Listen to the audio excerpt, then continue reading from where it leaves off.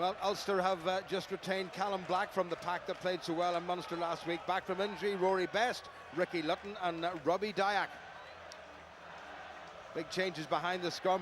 Ruan Pienaar returns to partner Paddy Jackson. An interesting midfield combination in Jared Payne at 13 and Darren Cave moving infield to the unaccustomed inside centre position, number 12. Is his AC joint or is okay? I think it probably is. Ruan Pienaar, as Mark Anscombe said, would not be playing unless he was 100% fit. And what Ulster must do is to ensure that they don't put too much intensity in it at the start of this game. And a very special moment for the man who's going to be leading Leinster out tonight, because Irish international scrum half Owen Redden is playing his 100th game for Leinster, and he will get a massive round of applause from this predominantly blue-bedecked crowd here at the RDS. Shane Jennings, the last man out. Jamie Heaslip, the skipper, with the Leinster team mascots. And we keep saying, when will we see this man's like again? And the answer is probably never. But he's hoping that this is not going to be the final farewell. And Leinster have made an awful lot of changes themselves. Shane Jennings holds off the challenge of Sean O'Brien in the back row. And the coach, Matt O'Connor, has reverted to the forward pack, with the exception of Quinn Rue, that played so well against Ulster up at Ravenhill a couple of weeks ago. Interesting half-back combination in Jimmy Gopperth and Owen Redden, the Centurion. Fergus McFadden comes in on the right wing, and there's that tried and trusted combination, Messrs O'Driscoll and Darcy in the middle of the park. Referee is the 38-year-old from Wales, Leighton Hodges, doing his 40th Rabo Direct Pro12 game. His touch judge is Ian Davis from Wales, and Scotland's Neil Patterson. Bit of a breeze here at the RDS, probably at the moment behind Ulster, and that was started rather long. Gave Jamie Heaslip plenty of time to gather. Redden into that breeze, is going to sit up. Well taken by Craig Gilroy. Tries to brush aside Dave Carney, who's changed from fluorescent orange boots to fluorescent lime green. Robbie Dyack. Pienaar back in harness. Henderson. Good work by Ian Henderson, slipped the first tackle. Pienaar had a little glance. Don't think he quite meant to scuff it that way. Oh, that's not a bad kick, not, because Rob Carney's going to have to go all the way back. And he may have touched it, so he's kept it in play. And that's a great kick by Carney. Gilroy is opposite number weights. Pienaar, Ulster have men out wide. Dyack again, sides to straighten. Could do with a bit of support. Okay. Johan Muller may have to go to scrum half. Chris Henry gets across that Leinster 10-metre line. Pienaar on the narrow side. Rory Best back in action, having twisted his ankle very badly against Saracens. Likewise, Pienaar with the AC joint. Callum Black, one of only 2 survivors from a week ago in Munster. Here's another one, Craig Gilroy. Ulster have got the penalty. Pienaar, end of an extra man, there goes Cave. Good cut by the inside centre. Pienaar again into a little bit of space. Fergus McFadden has to go back, and the referee has decided there's no advantage to Ulster, and he'll bring them back for penalty. Jared Payne giving Fergus McFadden a bit of a worrying. Yeah. Well, we've already seen the ferocity in those collisions, keenly contested at the breakdown, and that is going to be key this evening. Who can dominate those collisions, who can control the contact area, and therefore provide quality of possession. Perfect conditions for running rugby, and both teams with the armoury out wide to play that style of game. Well, Paddy Jackson's been doing most of the kicking in recent weeks, mainly because Ruan Pienaar hasn't been available, and a fine job he's done of it. Likewise, James McKinney, who last week was man of the match down in a wet and windy Thomond Park. But it's Ruan Pienaar to attempt to give Ulster a bit of a lead. It's quite difficult to see what way this wind is blowing. If I look to my left, I can see some Ulster flags blowing towards the Anglesey road end, whereas near in they seem to be blowing towards the Marion road end. That's what you get for having a stadium that's open at both ends, more or less. The wind tends to funnel through and then makes up its own mind. So 3 minutes gone. Ruan Pienaar, having sat out the last handful of games, has this chance to give Ulster a lead, which they would certainly welcome.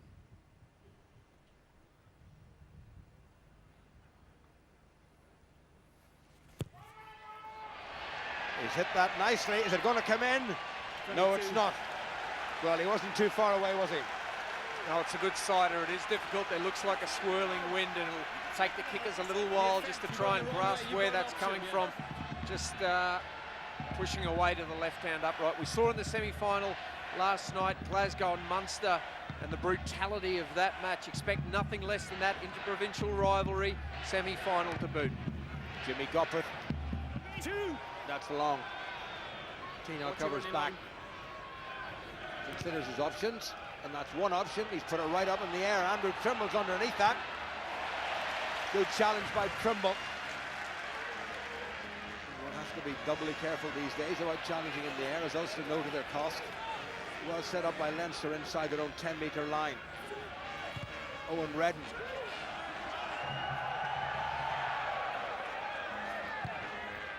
Well taken by Gilroy. He's given that a fair old thump down to Fergus McFadden.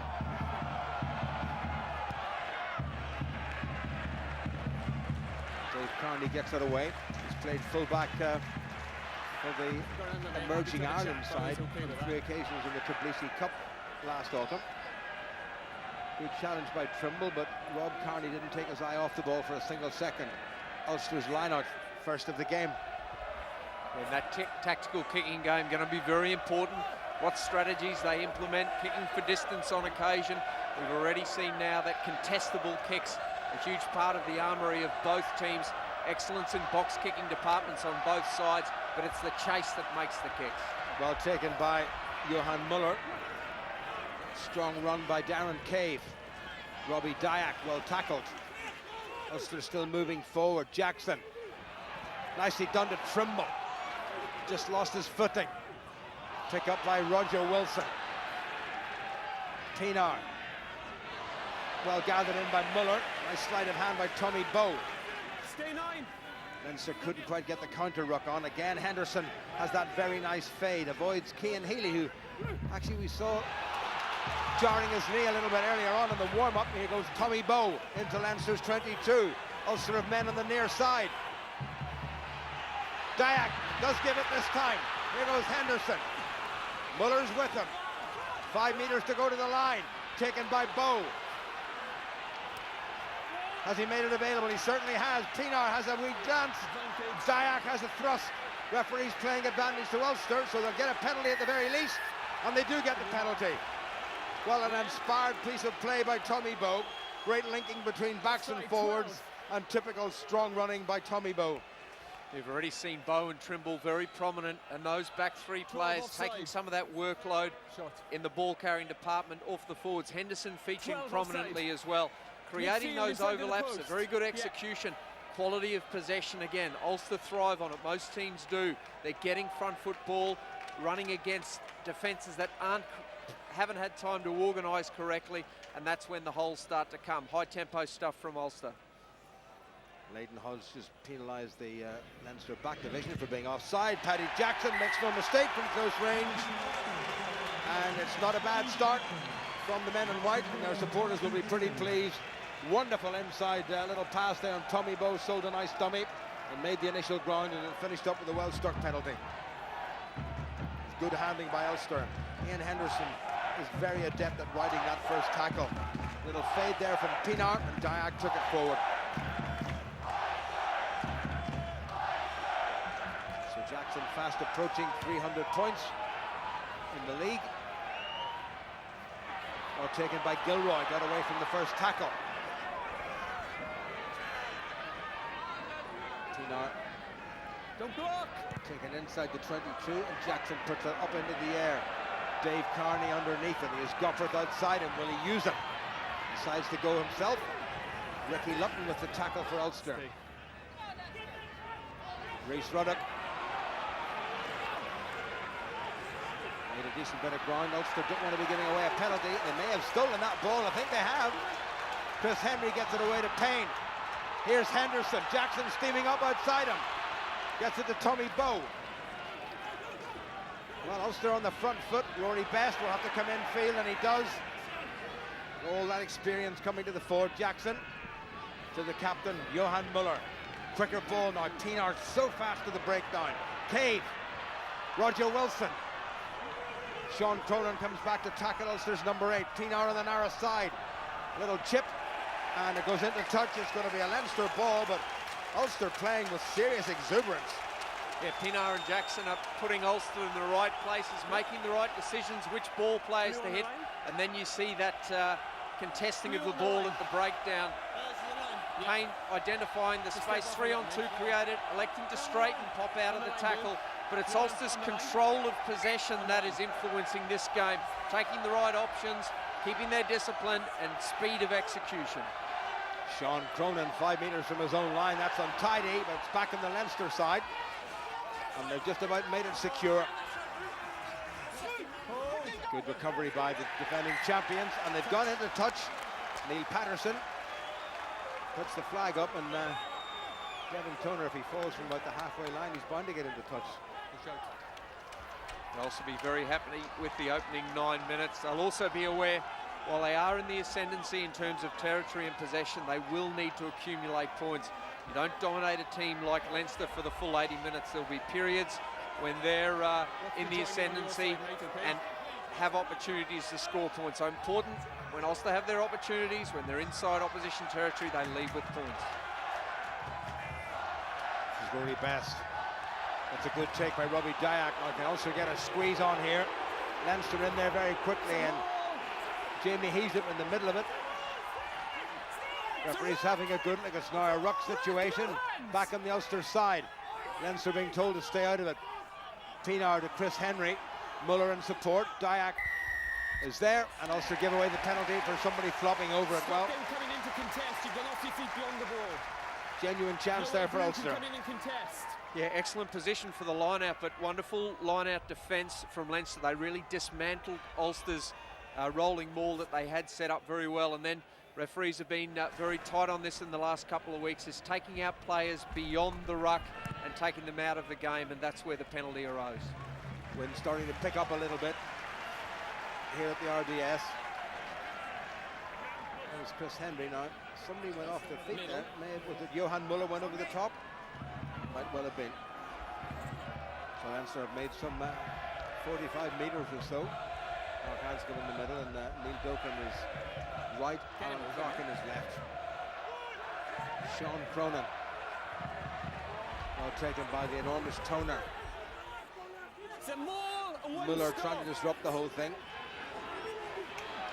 Referee Leighton Hodges has called for a maul, and Leinster are moving forward. That's a good drive by Leinster. They made some 10 precious metres. Jennings, the try scorer last week at Ravenhill, has got it.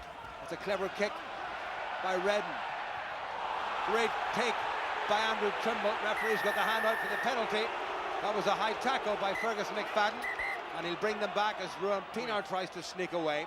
He'll have a wee word with McFadden about that on his international colleague, I'm pretty sure, Ryan. Yeah, once the player's in the air, as the Ulster players know, protection needs to be afforded. It'll just be a timing decision. It's just a penalty, but be very careful when you're competing for the ball in the air. You don't take the player, okay? It's just a penalty here. Just a penalty. Leighton Hodges is very clear. But he's told Fergus McFadden to be very careful when a player is in the air, so Ulster will just steady the ship, and it's going to be Ruan Pienaar for what Ulster hope will be one of those long-range touch finders of his. 10. Just keep the 10 at the line. Not that long, but long enough to take Ulster inside the 10-metre line of Leinster. Well, we played nearly 12 minutes. There's the offender. Fergus McFadden has missed a few recent games. Now capped 26 times by Ireland. One of 13 internationals in the Leinster starting lineup, and they've got 6 more on the bench. Should have been 7, but Isaac Boss was a late cry-off to be replaced by Luke McGrath. This is Rory Best. Great take at the back by Dyack. Right through goes Payne. Well taken by Brian O'Driscoll, who read it nicely. Here's Jackson. Round comes Trimble, straightens well. Leinster fans complaining there might have been a bit of obstruction there. Roger Wilson. Straight into Devin Toner. Pienaar. Gilroy does well. and he's presented it nicely. Pinar again. Callum Black into his opposite loose head prop, Cian Healy. Quicker ball by Ulster. Referee said flat. Pinar, Jackson. Nice little step by the outside half. Pinar again. Payne. Leinster's 22 within touching distance. It's the goal line they really want, though. That's good work on the narrow side by Ricky Lutton. And Ulster again within striking distance, give away the penalty. And good work in the ground by Leinster, and by guess who? B.G. O'Driscoll. He's the man who redefined his position. Look at that immense tackle that he puts in, but it's his ability to compete on the floor. Good decision, releases the man, body position over the ball, and enough time on his feet for the referee to conclude that he had the rights to the ball. Well, a couple of weeks ago at Ravenhill, with the occasion of Johan Muller's last home game and the opening of the splendid new facilities and so on, Ulster played with probably an over-intense attitude, and it cost them dearly. They made a lot of mistakes. Not that they've been completely mistake-free here, but there's a lot more composure thus far in this Ulster performance. Yeah, control is the word that springs to mind of Ulster's performance thus far. They've been taking the right options. They've been executing at pace. Big ball carriers are getting involved, getting over the advantage line, and the Ulster coaches will be delighted with the way they're controlling this game so far. Well, Matt O'Connor will be relieved that Ulster conceded the penalty, because Leinster are just inside the Ulster half by about a metre or so. Sean Cronin with the line-out throw. Rory Best at the back for Ulster. That didn't look altogether straight. Leighton Hodges blows his whistle and will offer Ulster the option of the line-out throw or the scrummage. And we have played almost 15 minutes, and if I'm not mistaken, this is the first scrum of the evening.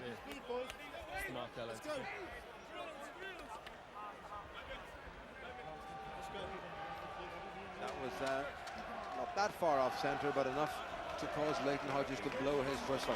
That line is the halfway line. Cian Healy on the Leinster loosehead side against Ricky Lutton, making only his 8th start for Ulster of this season. Against a man who's fast approaching the half-century of Irish caps. What a racket here at the RDS. Ulster trying to get the squeeze on. Oh, great scrummaging by Healy. Ulster in all sorts of trouble there. Well, that is a serious psychological marker laid down by the Leinster pack and the front row in particular. Ricky Lutton almost off his feet by the sheer power and technical brilliance of Cian Healy. Well, Leinster, you would expect, would try and have a go in there. It looked like the ball was in difficult to hook as all the pressure was coming through, and just trying to hold that scrum. And once those feet got off the ground, that Leinster 8 sensed the opportunity and rammed it through for a penalty. And Carney's used that talented left foot of his to put Ulster right back inside the 22. Well, he knows that wasn't the greatest scrum he's ever seen from an Ulster perspective. Leinster not in any great rush. Only the man wearing number 5, Quinn Rue, didn't play. It didn't start at Ravenhill a couple of weeks ago. Devin Toner, who did. Played Ireland's last 10 games. Rory Best read that well. The ball was out. Leinster have it. Good spoiling by Ulster once again. What a run by Ian Henderson. Pinar. And was it nudged forward by Ulster? I think it might have been. It was. How very unfortunate for the men in white. But what a game Ian Henderson is having. And Leighton Hodges said he just spilt it forward before he hit the ground. Great bit of disruption. And look at Henderson. What an appetite for the game the young man has. A destructive ball carrier. You just see the little knock on in contact. Excellent defensive read by Rory Best prior to that, realising that there was no one from an Ulster side that was attached to that ball, and therefore he could come around the side and legally play the ball. Excellent read and showing his experience.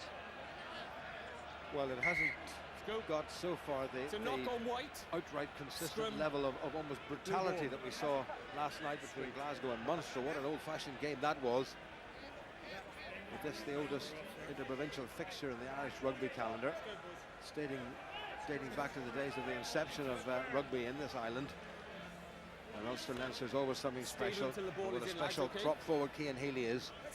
Ricky Lutton, who's been out of action for a couple of weeks, having damaged a toe against Glasgow. So there's the mark.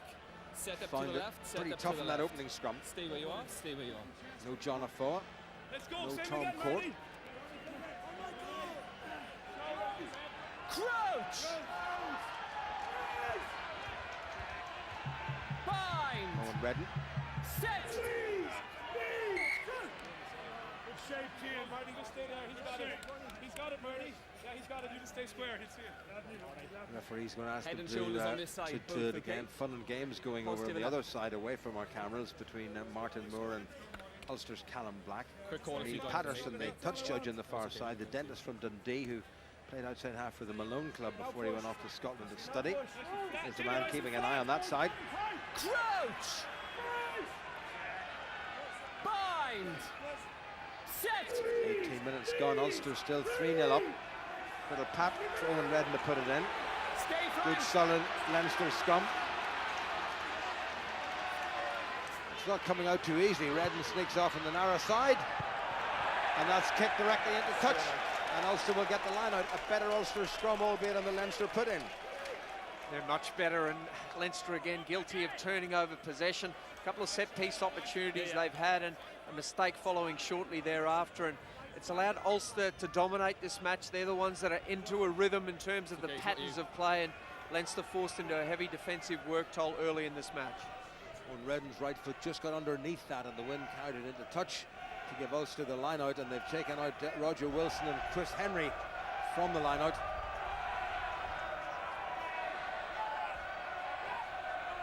Bit of shuffling. Again, that's another clean take by Robbie Dyack, who's done well.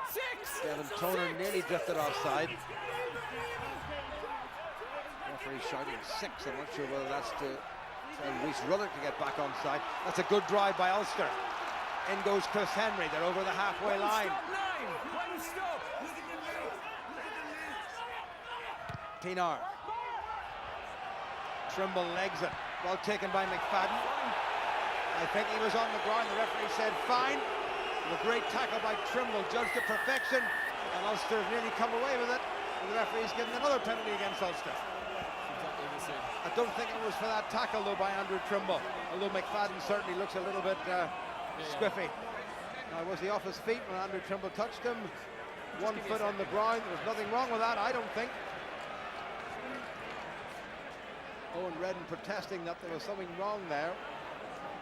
Just talking about a penalty. Threatened to vault over Andrew Trimble's back. I think there was a foot on the ground. Okay. Yeah, it looked very awkward, but it's a marginal in slow motion, difficult to tell, and certainly in real time, almost impossible. That one up there, okay? It's a penalty, just a penalty. Go back 10. The referee is going to give the penalty. Well, that's consistency. That one looked a bit more awkward, and the player is still down, but technically it's the same infringement. He's ruled that the player was in the air. Just a little dangerous, yeah? Just a little dangerous. Well, just a little dangerous might have been a yellow card. Certainly not a red, as if Ulster needed another red card. Some wag said to me recently that Ulster had planned to start with 14 men and then bring a 15th on, because they've been used to playing for so many games, albeit 2 games with 14 men. It's the same as However, that. When penalty each, we'll deal with it that way, yeah? well, as you say, he's been consistent, and he's just explaining to Jamie Heaslip why he gave the penalty. So Leinster, as we go into the second quarter of this game, and the wind has changed completely. It's now blowing into the Ulster faces, I think. Very difficult to tell from this peculiar comedy position we're in here at the RDS. Not too far away from us is my colleague Hugh Llewellyn-Davis, broadcasting his very last game of rugby for the Welsh Language Service, S4C. I've known Hugh for the best part of 35 years, and I'm sure everyone, myself in particular, would like to wish him all the best in his retirement. Scrum taken. It's not straight. That was straight down the Leinster side, but not by much, I would have to say. I thought that was a harsh one on Sean Cronin, but that wind is causing all sorts of problems. And we'll have to see if Cian Healy and the Leinster front row can cause all sorts of problems again for Ulster scrum. Bind! Set! Pinar told to put it in, and then a good strike by Rory Best. There's the squeeze. Ulster have to get it away quickly, and they do. Pinar, Jackson misses out Cave. Payne. Well taken by Bow. Good ground as ever by Tommy Bow. Look how quickly Pienaar's to the breakdown. Jackson, that look forward.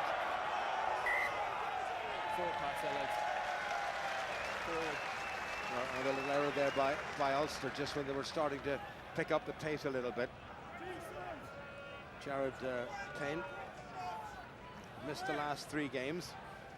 A couple because of suspension and one just because of selectorial decisions.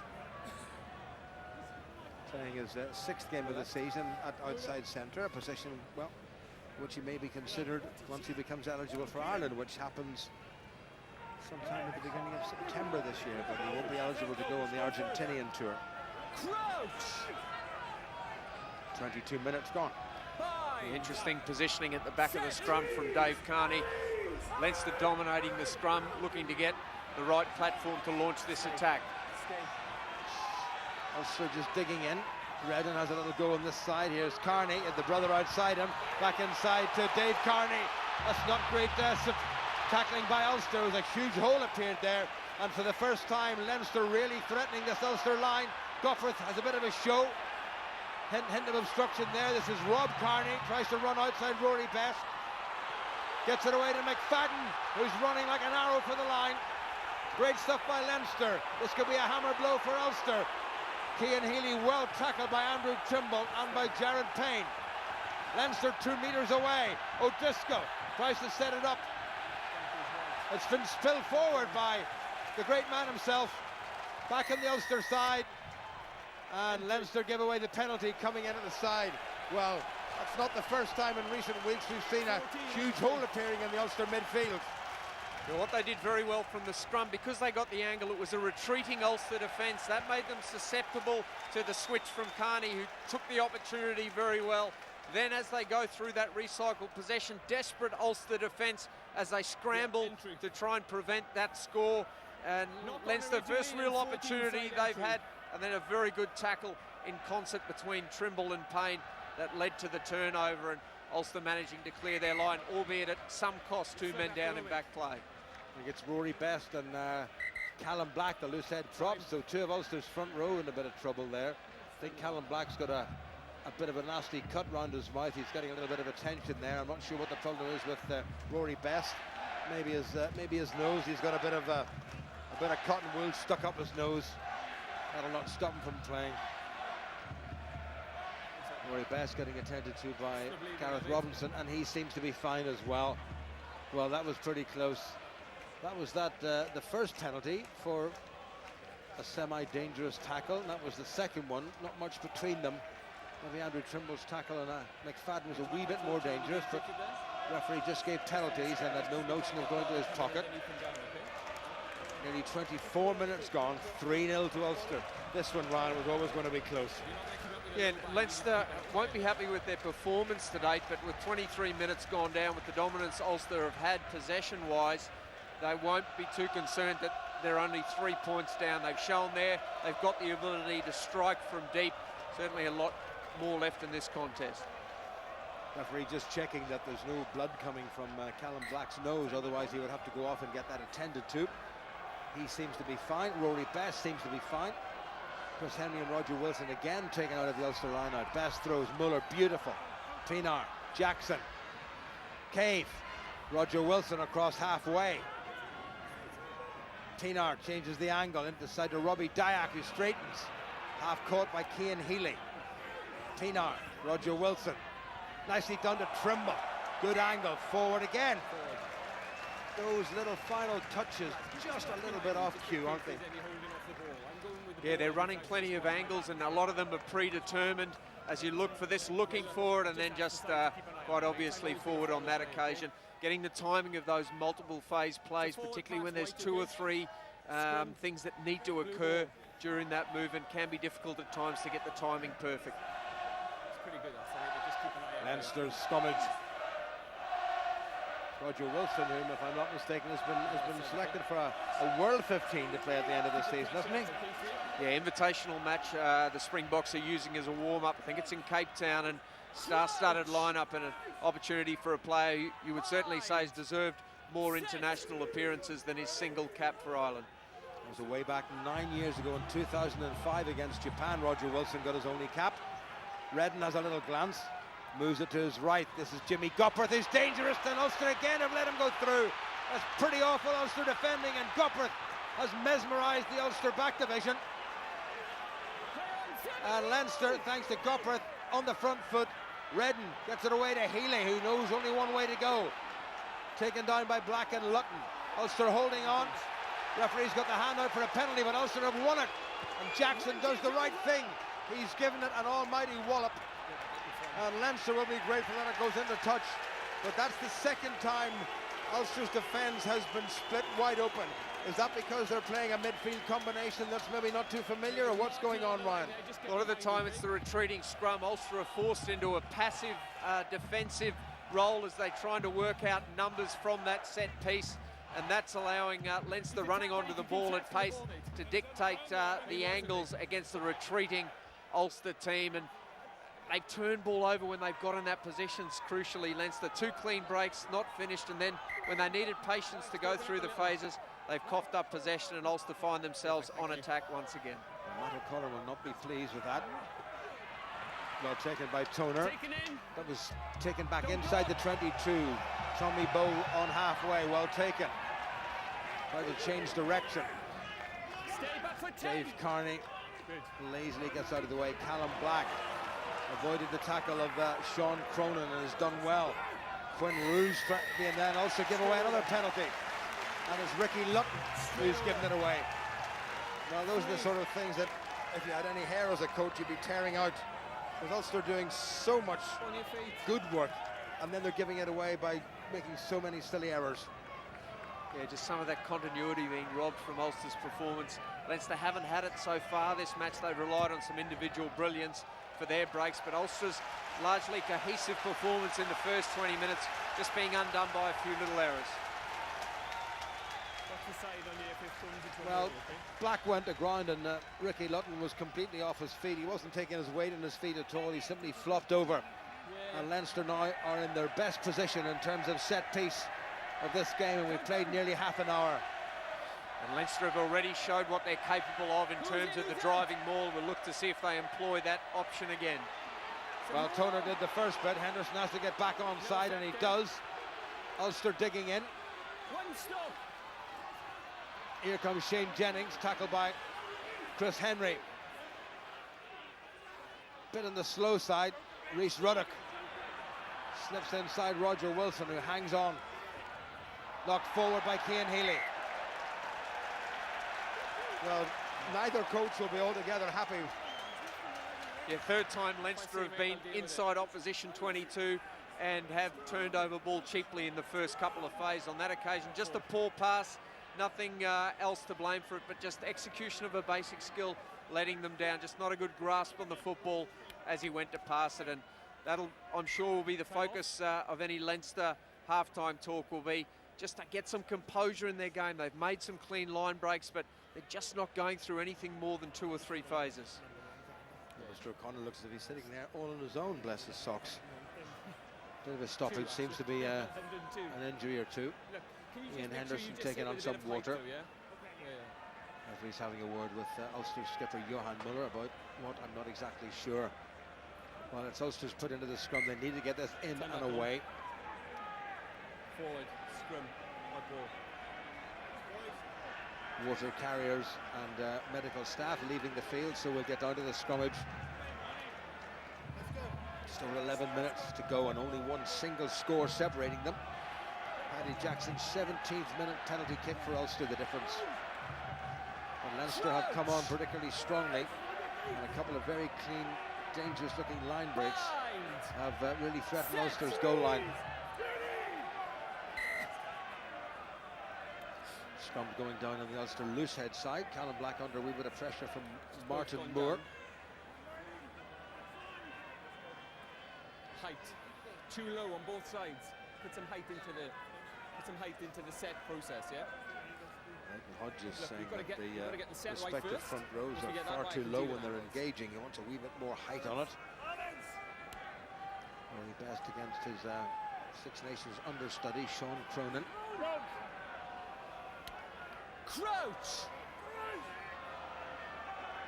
Bind. Set. Good binding by both props on this side on the jersey. Top it in, and it does go in from Pinar eventually. Leinster get the squeeze on. Roger Wilson will have to be clever, and Leinster concede the penalty. Well, I thought he was pointing toward Ulster there, and the Donnybrook crowd not very happy with that. And Ulster will be delirious. What an interesting call that was. Yeah, unusual that you get such a dominant scrum and moving forward, being penalised, just overextending maybe a little bit and not getting the feet following the body on that occasion, and Ulster will welcome that relief of the penalty. That hasn't found touch. Rob Carney gathers. Brother Dave's outside him, gets it away to Gopperth, who's well tackled. Nearly gets away. Tommy Bowe hung on. Redden to Devon Toner. Into Chris Henry and Johan Muller. Redden again, good take by Gordon Darcy. Rhys Ruddock in fine support on his centre's elbow. Redden again, back inside, nudge forward. Referee playing advantage. Here comes Jared Payne to Trimble. Advantage over, and it's gone into touch off a Leinster foot, and it should be an Ulster line out, or did it come off Andrew Trimble? It came off a Leinster hand. Well, good advantage being played there. Dave Carney couldn't quite grasp it. And that came off the feet of Craig Gilroy. You can see Leinster trying to get their back three players, get that pace in and around close to the ruck, looking for those little holes between a couple of tight forwards, and we need to speed it found up the hole on that occasion, but just unable to get hold of the ball.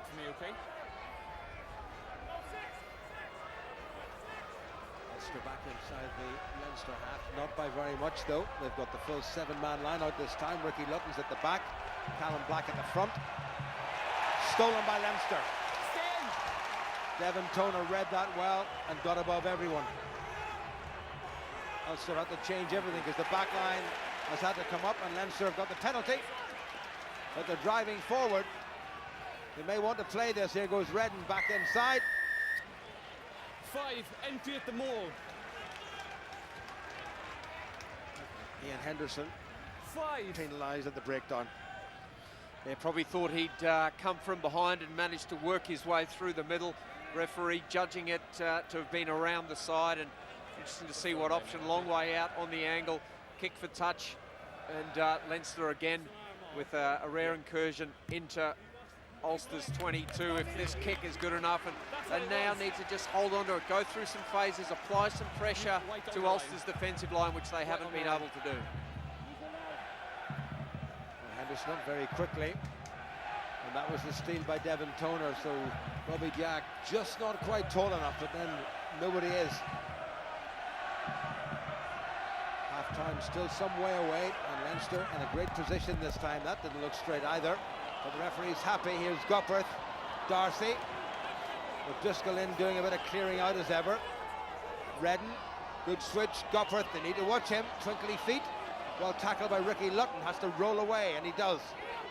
Shane Jennings, who ran through Ulster's defence at Ravenhill 2 weeks ago.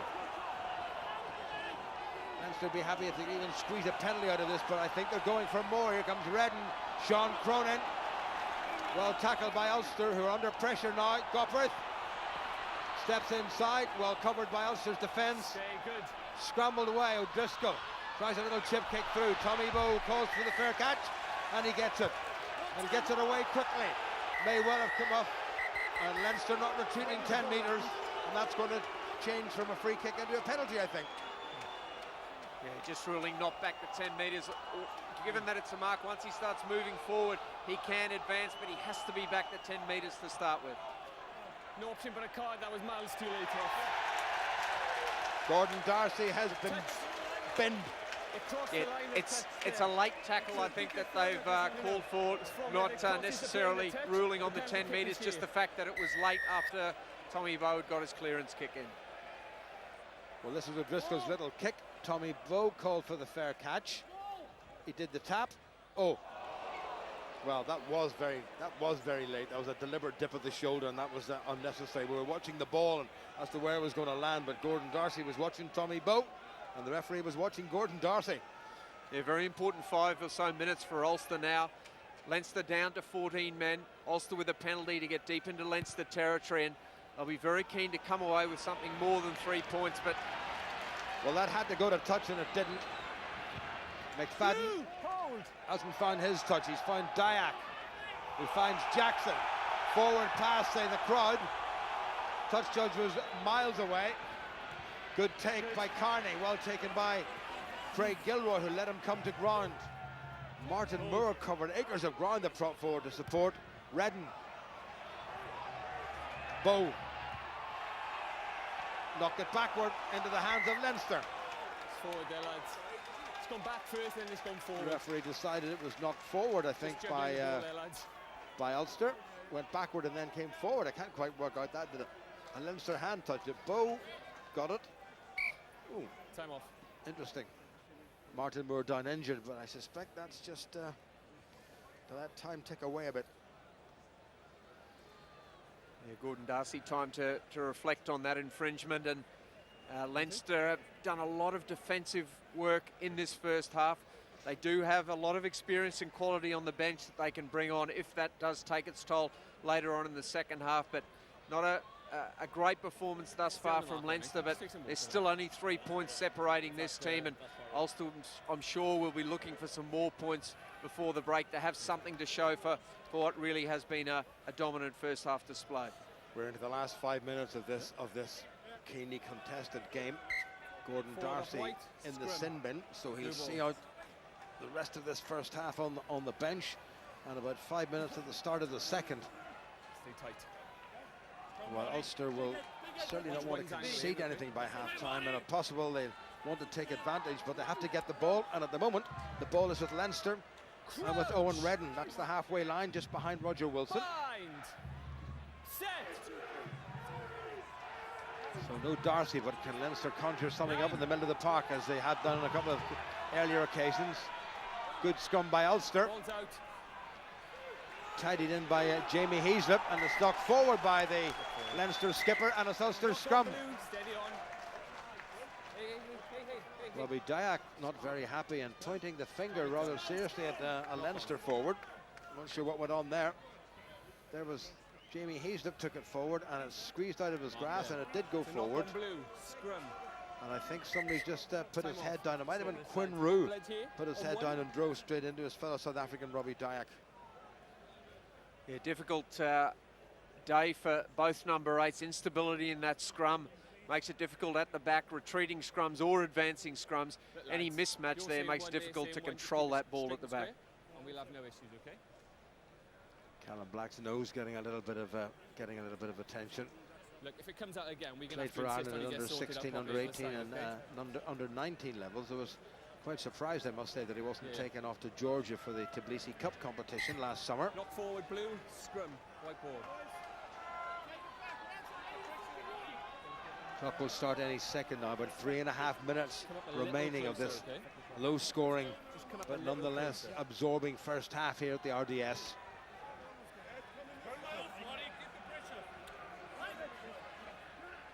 Leinster have been, without a doubt, Ulster's nemesis when it comes to knockout rugby in recent seasons, defeating them in the final of this competition in this ground last year, the Heineken Cup final,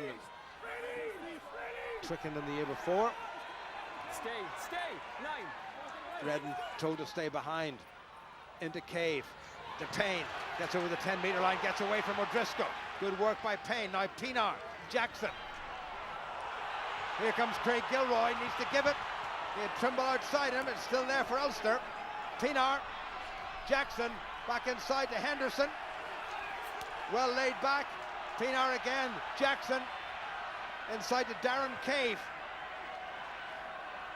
Leinster right over the top, but nothing wrong with it. Pienaar, now Jackson, well taken by Payne. Roger Wilson helping. Now can Ulster press home this advantage? Away. Johan Muller on the narrow side, all on his own. Jimmy Gopworth does the tackling for the men in blue. Crowd incensed about something. Pienaar on the narrow side, no way through, and he's thrown it away. Rory Best nudged forward by Leinster. Well, that was a bit harsh. I thought Devon Toner did particularly well. But Ulster will get the scrum. In the tackle of white 9. And it wasn't Devon Toner, it was Dave Carney. Blue 11, he said, knocked it forward in the tackle of white 9. A couple of wrong options taken there by Ulster, Ryan. Yeah, initially creating some excellent space out wide, getting into the opposition 22, but guilty of going down a blind alley on that occasion. Mismatch in favour of the defensive team, Leinster, and that compromised Ulster's possession and ultimately has led to the turnover in what was a very good field position. Another opportunity just before half-time, how Ulster would love to get some more points on the board. Sean Cronin, the man getting attention. Well, in many ways, rugby doesn't change. In the old days, if you needed to buy a little time, you had a front row forward, went down with an injury. I'm sure Sean Cronin is totally genuine about that, and if it is his neck, then I have to offer him my apologies. So referee just having a little word there with Ulster. We have about 1 minute and 3/4 to go. Sean Cronin's got a bit of a bang somewhere. He looks a bit ginger. No Rickard Strauss, who unfortunately has had another injury to end his season and rule him out of the tour to Argentina. You would assume that both Rory Best and Sean Cronin will go on that. And I think the squad to go to Argentina to play 2 tests against the Pumas due to be announced, I have a feeling, at the start of the weekend. I saw Joe Smith in the crowd earlier on, needless to say. There's Martin Moore. Extra man.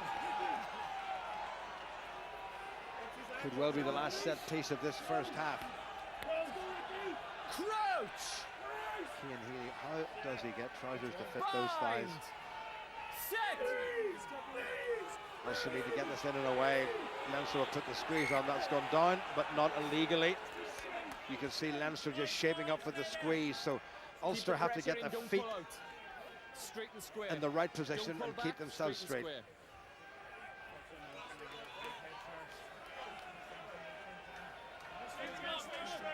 Leighton Hodge is just hinting that Ulster have got to stay straight and square, because very often as the ball comes in, the side who wants to try to squeeze the penalty just gives way a little bit to make it look as if the other side have got an early shove on. Pienaar. That looked like an old-fashioned feed up from Rory Best. Better Ulster scrum. Pienaar. Darren Cave has a go himself and runs straight into Brian O'Driscoll. He's got plenty of white-shirted supporters there. Pienaar. Dyack, let it go behind him. That's okay. Pienaar. Decent chances, an overlap here, and they move it wide to Trimble, who steps inside. 5 meters to go. Pienaar. Chris Henry ran out of room. Back inside. Couple of seconds to go, and then we're into overtime. Now it's Henderson. Good defense by Leinster. Pienaar. Jackson. Shirley. Roger Wilson. Oh. And Ulster have got the penalty. Leinster's midfield offside again, as they were for Ulster's first points. So Ulster have had to wait something in the region of 26 or 27 minutes for a second chance for points. 9 offside. And as the clock goes over the 40-minute mark, there's no other option but to kick this one over. A 6-point lead. They'll be pretty happy playing away from home. Largely silenced this Leinster crowd, and that 6-point margin, off the ball, one they would have welcomed leading into this game. And 15 blue. I didn't see everything, but I think you should check to see what was happened off the ball. What caused it, and what for the retaliation. Well, just Neil in Patterson here. is. So is it definitely something we need to check, or can we just speak to both of them? White or 15 blue, I think you was should mentioned. check to see if there was any punches thrown. Okay. I think it's worth a look. Time off. Simo. Yes, he's going upstairs to Gareth Simmons to have a little look to see if there was any punches thrown. We got it. It's an altercation between white 11 and 15 blue. Yep. Andrew Trimble, white 11, and Rob Carney, Irish teammates. But all that goes out the window when Ulster play Leinster. I'm not sure which one of those two players is nervous that they've gone upstairs. They've obviously seen something that warrants a check upstairs. That looked like a punch or two slung by Rob Carney, I have to say. Andrew Trimble's back was to him. Now, I'd like to have another look at that. It was as the ball was coming out. And had Andrew Trimble gone through that, and did he slip a little low right hand in there? And did Rob Carney clip him round the ear? Well, there was something going on there. Trimble is certainly grappling with him. Now, who threw the first punch? Was there a punch thrown there? I think there might have been. Looked open-handed, not sure much will come of that. I think I've seen enough to deal with it. Yeah, okay. Okay, thank you. 15. Rob Carney has been brought over. Likewise, Andrew Trimble. I think There's it's going to nothing be... there I need to deal with, but just let me have a word of warning, okay? Don't hold players beyond the ball. Don't retaliate, because then you're in danger. So it's the original penalty, 9 offside, okay? Nothing to do with here, just 9 offside here. So go home, right out 50 times. I must not be a bad boy. The penalty stands, and Ulster will have a chance to double their lead, which will be the last act of what has been an extraordinary first half. Owen Redden, the man caught offside, and Paddy Jackson with this kick. And you would say it should be meat and drink to Paddy Jackson, but the wind is swirling rather nastily down at that end. Yeah, good conditions in terms of foot placement. The wind being the only variable that's difficult to account for. Ulster will be very happy if this one sails over. They'll be the happy of the two sitting in the dressing room getting their instructions from the coaches about what they need to work on for the second half. Well, Leinster certainly had their chances.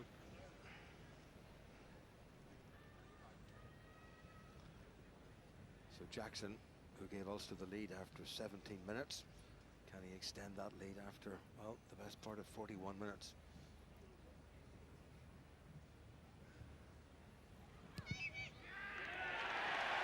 Nicely done by Paddy Jackson. And Ulster's very late surge with Gordon Darcy in the bin has paid off. There was a genuine chance that they might have got the try. Wrong options perhaps taken. That will be discussed at half-time. And Ulster, I think, Ryan, will be pretty pleased with that 6-0 lead. Yeah, they really dominated that first 20 minutes. They were the team that were dictating the tempo that the game was being played at. From Leinster's perspective, they're the ones that made those clean line breaks, showed that they've got the ability to come from deep and break down that Ulster defence, but they didn't have enough time and possession to be able to develop those opportunities into scoring, into points on the scoreboard. Well, the only scores from the boot of Paddy Jackson. Ulster leading here at the RDS at half-time. It's Leinster 0 and Ulster 6. So the old rivals head-to-head yet again. It was all very friendly before the game, but it didn't take long to kick off. Ulster came out fighting. Paddy Jackson kicked his side into the lead, and Leinster looked rattled. Gordon Darcy took a trip to the bin for his trouble. Half-time at the RDS, it's Leinster 0, Ulster 6. Let's get some quick reaction pitch side. Thomas is with Tom. Thanks, Gavin Andrews. Thank you very much indeed. Tom Court, we almost don't know where to start, but let's talk about perhaps the indiscipline with Leinster, because clearly Ulster are infuriating them. Yeah, I think obviously Ulster just started with a bit more intensity, a bit more direction, and they've sort of squeezed the Leinster team to as far as they can go. There's been a few mistakes either side, obviously, but I think that Leinster are starting to get frustrated with Ulster. Obviously Ulster's defence, but also Ulster really putting pressure on them and close to their try line. So the indiscipline's starting to give a few penalties, and Ulster are squeezing the points. Leinster doing fairly well in this scrum, but they are struggling to set up that platform, particularly for their backs. Yeah, they got the nudge on quite early in the scrum, and it seems to be Ulster just trying to hang in there. So if we can hang in there well enough and make sure we're not giving away too many penalties, I think obviously then we can launch obviously the rest of our backs into the game. But Leinster haven't really taken advantage of that scrum dominance just yet. They've obviously got into our territory, got a few penalties out of it, but it hasn't really obviously shown on the scoreboard. Okay, Tom, thank you very much indeed. Now back to studio and Gavin. That was Tom Happy. Well worth it, boys. Ulster's lead. Oh, very much so. And to be honest, I think for 40 minutes they look like the team who's really going after the game and have played most of the rugby. So Leinster are a little bit shell-shocked at this point, and it's due to the fact that Ulster have come out guns blazing and are playing lots and lots of rugby. They're winning rucks at will at times. So no, doing very well, and it's a good 40 minutes. And really intense from the off.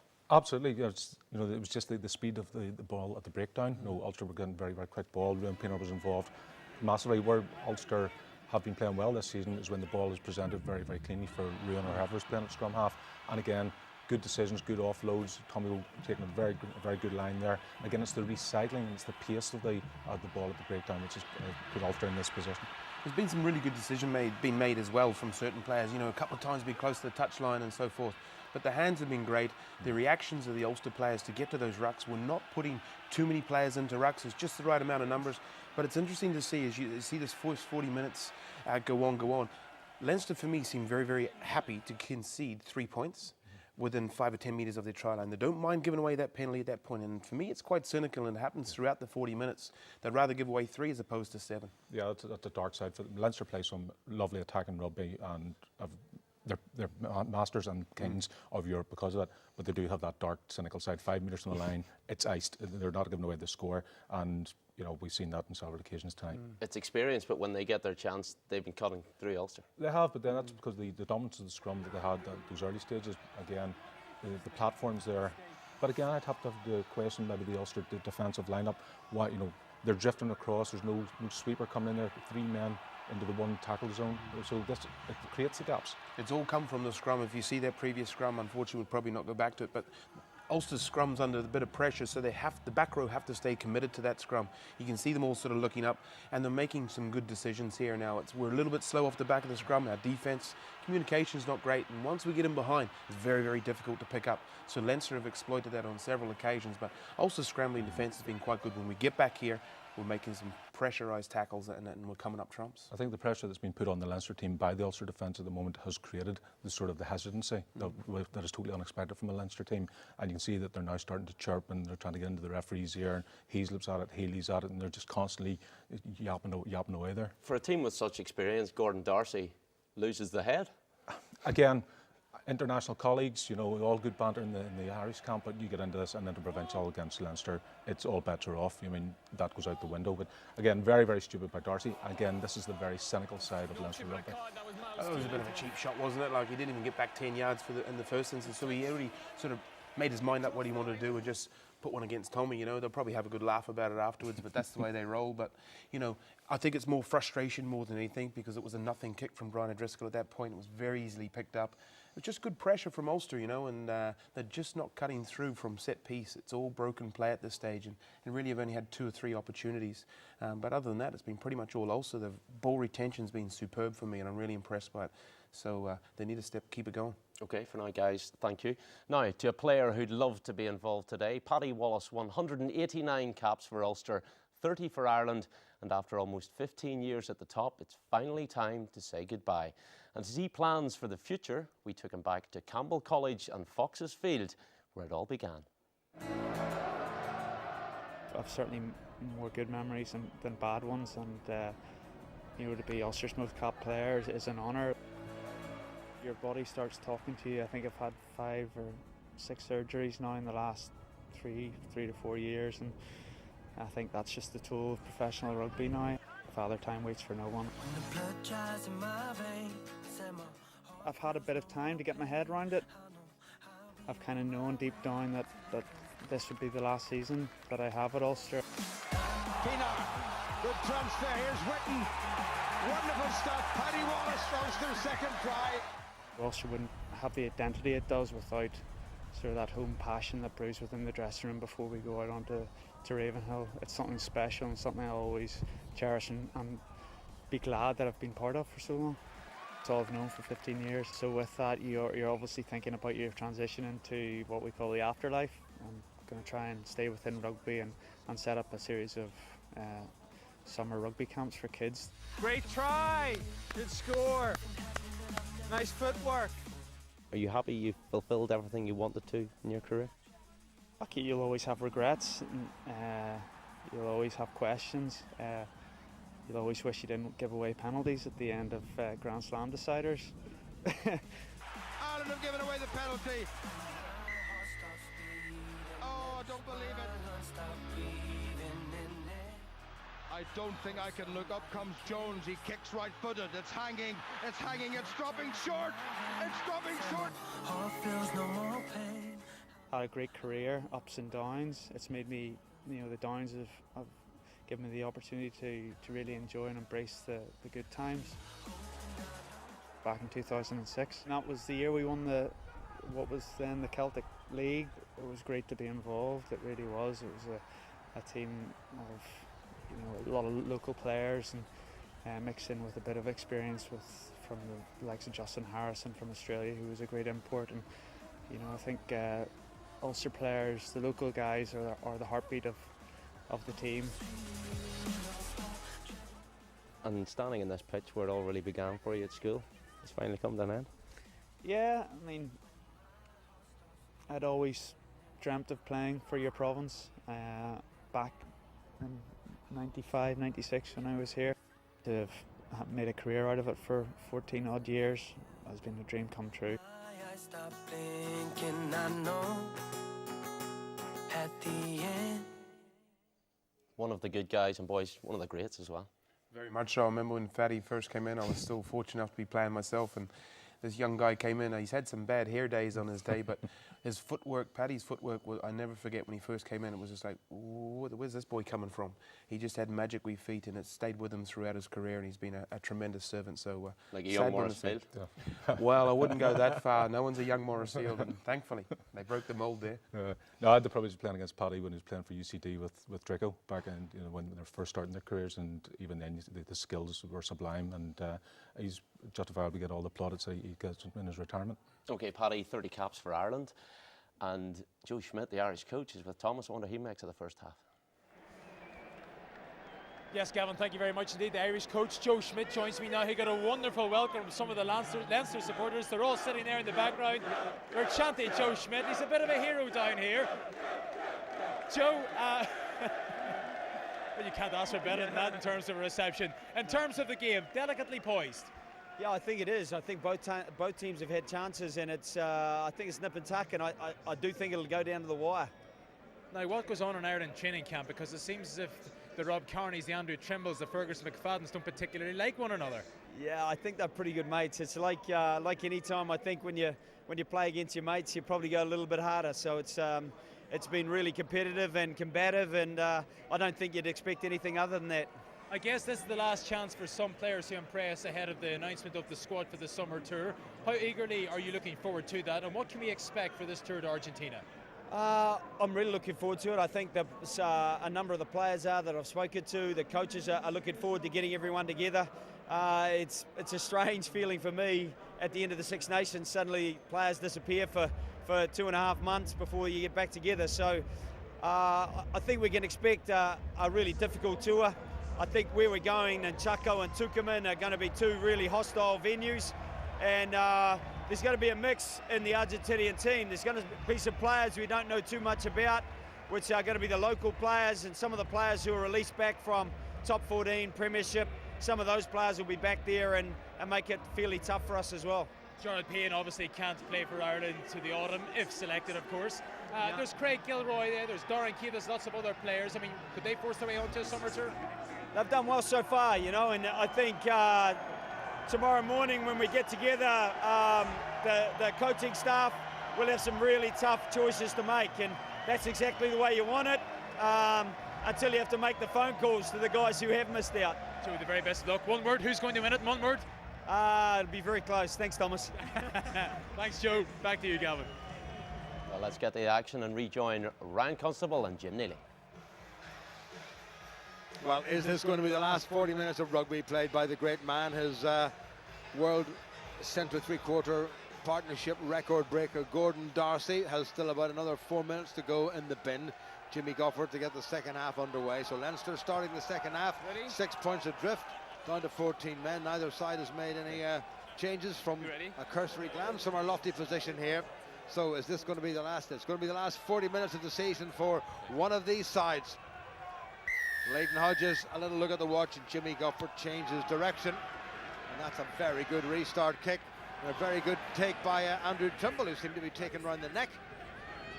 Tienaar has a glance outside him and is instructing somebody to run, and it's Darren Cave, and Tienaar's kept that in field. Rob Carney takes it wonderfully, and Roger Wilson brings the full back to ground. Redden gets it away, not tidily. Referee judged that was the nudge forward. Troy didn't like that one little bit. That was another 50-50 call. Yeah, and again we're seeing that contesting in the air, very good chasing, ball in the air stuff there, nailed perfectly on that occasion timing wise, and then just a lack of clarity as to who the receiver was, and therefore poor execution of the pass, and it's Ulster that have the first opportunity set piece inside Leinster's half.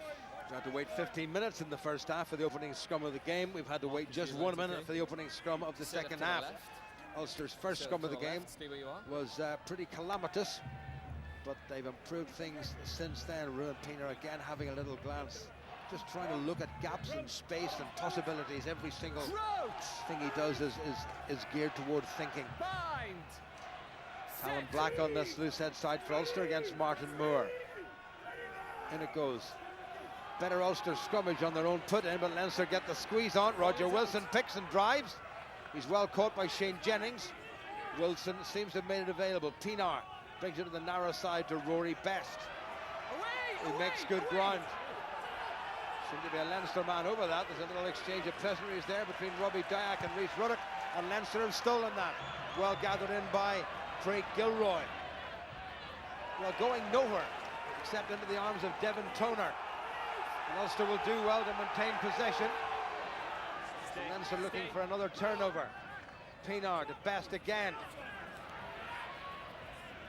Past the first tackle, just about no more. Martin Moore, I think, has hurt himself. Paddy Jackson into a lot of space, well positioned by Rod Carney, as you'd expect from a double lines tourist at fullback. Also giving away possession a wee bit on the cheap side. So Carney has a very strong left foot, but if it goes into touch, which I'm pretty sure it will, it'll be an Ulster line out. Gordon Darcy will be coming back on. Well, that was off the side of the foot. He didn't quite mean that one, so he didn't make just as much distance, and Gordon Darcy is coming back on. This is Jackson's kick. Nobody really chasing it with any intent.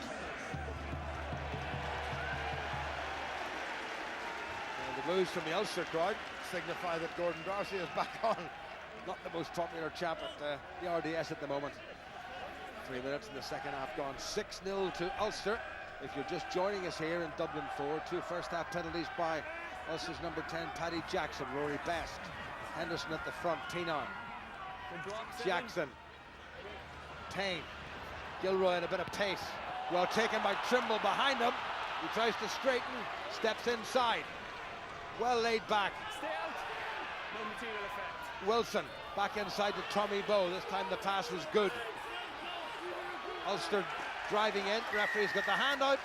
Ulster going off their feet. In fact, not releasing in the tackle. So that's a 4th or 5th little penalty given away when Ulster were on the front foot. Yeah, some excellent work initially exploiting the width. 2 very crisp passes into that wider channel, and then a poor defensive read created space for Andrew Trimble on the outside. It's then Ulster go to a move that they've designed to try and break down this Leinster defence, where they throw the ball to a ball receiver who then looks as though he's going to give it back to Ruan Pienaar on the loop, and then he feeds it on the inside to one of their wingers coming at the angle.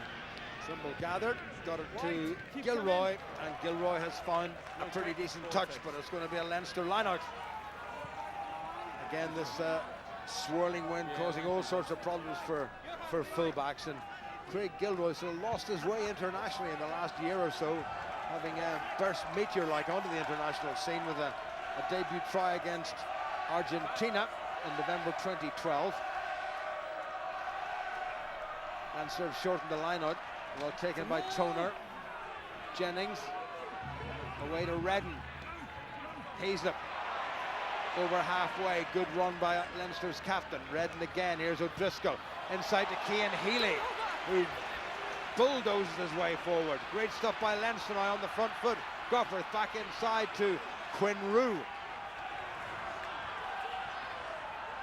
Ulster's midfield up very quickly. Jared Payne straight in there, and Ulster have held it up off the ground, and that's going to be an Ulster scrum. Great work by Jared Payne in the middle of all of that.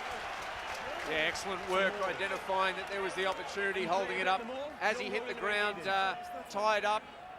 Shane Jennings trying to use his boot to free Jared Payne from that, but we see that excellent inside ball. Cian Healy at pace. This is what Leinster do so well.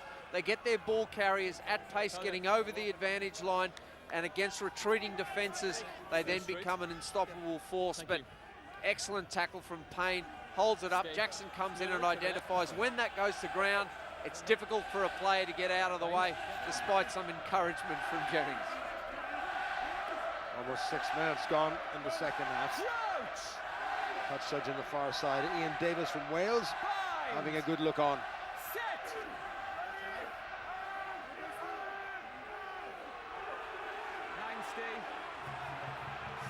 Leinster get the squeeze on, but Ulster come away with it. Bad pass by Pienaar, but well taken by Darren Cave. So used to seeing him wearing the 13 jersey. Robbie Dyack. Back to Pienaar. Not much option but to kick, and it's pretty vertical. Well taken by Ulster. Really good work. I think it was Tommy Bowe. Pienaar. Jackson thought about the pass, puts it into a bit of space, well covered by O'Driscoll. Fergus McFadden, nailed by Jared Payne. Ulster battling for possession at the breakdown, but Leinster won it. Pass back inside the 22, Carney. That's set up very awkwardly. Tommy Bowe may leave it. No, he's decided to run. That was a bit aimless, but it's worked out well because Cian Healy has nudged it into touch. Ulster line-out. Little sheepish grin in the face of Tommy Bowe. Knew it wasn't his finest hour. Likewise, Cian Healy. Yeah, low trajectory kick came at some pace, and Healy probably not expecting that. Saw the deflection, and you wouldn't expect even the best of the outside backs to be able to take that one. And front row forward doing well just to get a hand to it. Ulster have opted for the full 7-man line out on the Leinster 10-metre line. Now Ireland's most capped hooker of all time, Rory Best. Henderson won it well. Bit loopy from Ruan Pienaar, and Paddy Jackson gets himself into trouble. That's an awful pass by Pienaar yet again. Well, a bit of ring rustiness there in the great man. He's a tackler, no problem. Pienaar. Henderson tries to thrust his way through, and O'Driscoll meets him. Narrow side by Pienaar, and Dyack gets past McFadden across the 10-metre line of Leinster. Pienaar, Henderson away well to Chris Henry, but good in-your-face stuff by Leinster, who have a man down injured. Pienaar, Jackson, Cave. Very nearly got through. Was he tackled? And if he wasn't, then he's entitled to hang on. Pienaar, switch. Trimble has a go himself. Goes well to Dyack. Enterprising stuff now from Ulster. Good presentation by Dyack. Pienaar taken by Henderson, who's been busy. Callum Black slips inside Quinn Rue. Leinster's 22 is right there. Better stuff now from Ulster. Paddy Jackson, Roger Wilson. Pienaar quickly. Craig Gilroy dances, gets away. Good work by Gilroy. Now Pienaar. Better stuff from the men in white. Callum Black. Jennings couldn't quite halt the progress. Wait. Again, Pienaar throws a dreadful ball, and somebody says go back on it, and you should do it yourself. I don't know what's going on there with Ulster. No, lads. Safety. He couldn't play on there. Referee has blown the whistle to say that there was a player down injured, and it's Brian O'Driscoll, and I think the referee was concerned about somebody running over him when he was on the ground. Well, Pienaar's thrown out a couple of shockers, and there was a huge confusion there in the Ulster defence when that ball was going backward. I think Brian O'Driscoll just asking the question of Ian Henderson if his knees are okay, because that's what he ran into. Took a big bang on the head and certainly was out. They'll definitely need to come off for a concussion test. They've received, and then I've blown the whistle.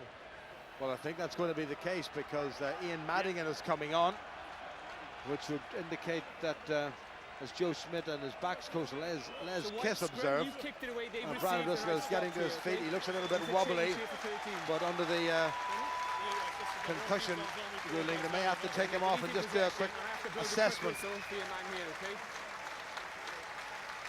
It certainly would be far from the way that Brian O'Driscoll would wish to exit the game, if indeed it's going to be the case. Well, there was that good tackle. He never spares himself, Brian O'Driscoll, does he? We saw him coming in with his kit bag over his shoulder, Ryan, and we were both remarking just what a wonderfully solid physical specimen of a man he is. Well, you have to be to have gone the testament and been as durable as he has on provincial and international duty. A real warrior in the blue of Leinster and the green of Ireland, and the fans certainly clapping him off, but hoping that's not the last game he plays for Leinster this season.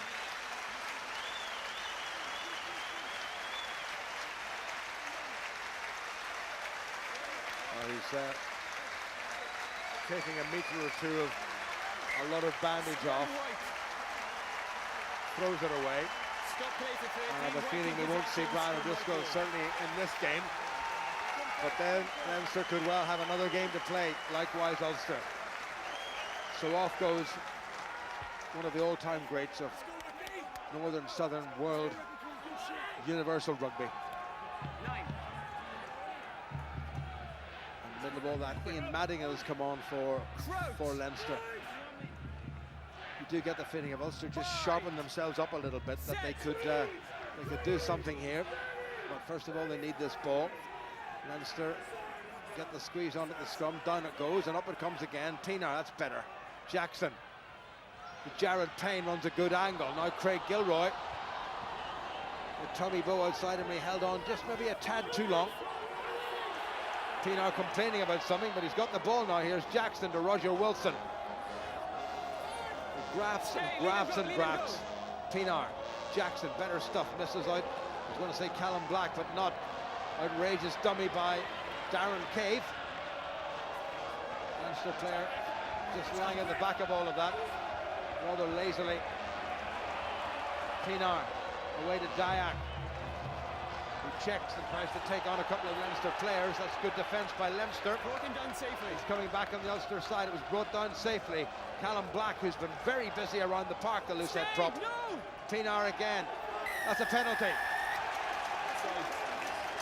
Gordon Darcy, already binned, gives away the penalty. 12.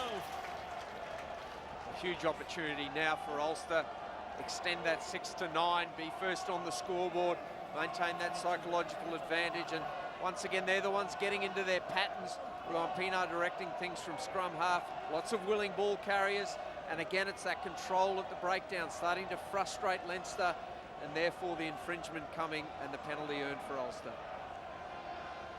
Darcy with a little bit of grey in that beard of his, and I can assure you, Gordon, it doesn't go away. Once the grey starts, you've got to decide either to live with it or shave the whole thing off. Well, Paddy Jackson is a long way away from being described as a grey beard. This a crucial kick after just over 12 minutes of the second half to take Ulster beyond a converted try of the defending champions Leinster.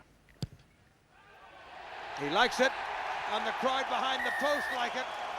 The white flags of Ulster wave, and Paddy Jackson has landed penalty number 3. And with 12 and a half minutes of the second half gone, Ulster extend their lead to 9 points to 0. Yeah, Paddy Jackson just hobbling a little bit back to position, clutching the lower back slightly. Ulster will be very happy to have that 9-point margin, but more importantly to have that control that they exhibit in the first half extend into the opening stages of this second half. Well taken in by Jared Payne. Quinn Rue has left the field to be replaced by the veteran Leo Cullen, the man who skippered Leinster to 3 Heineken Cups. Pienaar infield, carried by the wind. Carney, Jimmy Gopperth. Ooh, good tackle by Tommy Bowe. Oh, what a run by Devin Toner. What a dummy by the big fellow. Into the 22 of Ulster. Leinster looking to respond immediately, as we know they can. Here goes Healy. Tackle was by Robbie Dayak. Rory Best carried right out. Ulster need to be careful not to give away a penalty, but better that than a try. Here goes Cronin. Ulster have got to be sharp in defence. Ian Henderson nearly offside. This is Madigan on for O'Driscoll. Jamie Heaslip must have skippered to Jennings. Got a try a couple of weeks ago at Ravenhill. That looked to be a knock forward. It's gone backward. It's good play by Chris Henry. Didn't go down in the man. Leo Cullen takes it forward. Redden, Madigan. Took it from Gopperth into Carney. Good tackle by Robbie Dayak. Referee's got the hand out for the penalty. If Ulster can find a bit of space, but it's been covered now by Fergus McFadden. Jackson. Well, there was half a gap there, and Craig Gilroy thought he saw it, and he's got through it. Well, this game really is starting to pick up intensity. Pienaar glances left and then right and told to use it. Advantage over, taken in. Oh, he stepped back inside his 22 and he's kicked it right up in the air. Now this could be fun and games. McFadden without the headgear. Halted on halfway. Redden. Jamie Heaslip. Taken by his opposite skipper, Johan Muller. Owen Redden again. This is Ian Madigan, the replacement. Dyack puts a good tackle in. Redden tries to float it to Martin Moore, who's stopped in his tracks. Here they come again, the men in blue. Heaslip steps back inside, gets it to Cronin. Ulster Croyd thought that was a forward pass. Leinster give away the penalty.